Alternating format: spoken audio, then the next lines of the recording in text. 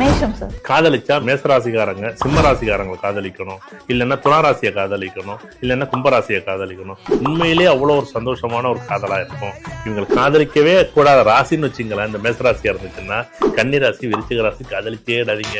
நீங்க 2 பேரும் காதலிச்சா அவ்வளவுதான் மொத்தம். ரிஷபத்தை பொறுத்தளவுக்கு கன்னிராசியும் விருச்சிக ராசியும் அவ்வளவு சந்தோஷமா இருக்கும். காதல்னா இப்படி ஒரு புரிதல்னா அவ்வளோ ஒரு சந்தோஷமா இருக்கும். சப்போஸ் ரிஷபத்துக்கு துலாமோ இல்ல தனுசோ தயவு செய்து காதலிச்சிங்கன்னா அந்த காதல் முழுமை ஆகாது, சந்தோஷமா இருக்காது. தயவு செய்து அவங்களை விட்டுடுங்க. அவங்களும் சந்தோஷமா இருக்கட்டும், அந்த பையனும் சந்தோஷமா இருக்கட்டும், அந்த பொண்ணும் சந்தோஷமா இருக்கட்டும். துளாராசியும் தனுசு ராசி சூப்பரா செட் ஆகும். அதுல விருச்சிக ராசிக்கு மகர ராசி செட்டே ஆக. தயவு செய்து இந்த மிதன ராசியோட சேர வேண்டாம். கடகம் விருச்சிக ராசியும் மகர ராசியும் சூப்பரா செட் ஆகும்.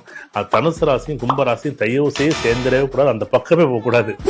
சிம்ம ராசிக்காரங்க தனுசு ராசியோ கும்ப ராசி சூப்பரா செட் ஆகும். மகர ராசியும் மீன ராசி பக்கமே போயிடவே போயிடாதீங்க. அப்படி ஒரு காதல் இருந்துச்சுன்னா கண்டிப்பா செட் ஆகாது. கன்னி ராசிக்கு மகர ராசியும் மீன ராசியும் சூப்பரா செட் ஆகும். உண்மையில அப்படி ஒரு காதல்னா அப்படி ஒரு சந்தோஷமான காதலா இருக்கும். அதே கும்பமோ மேஷமா இவங்களுக்குள்ள எப்ப பார்த்தாலும் பிரச்சனை வந்துகிட்டே இருக்கும், அடிதடி வந்துகிட்டு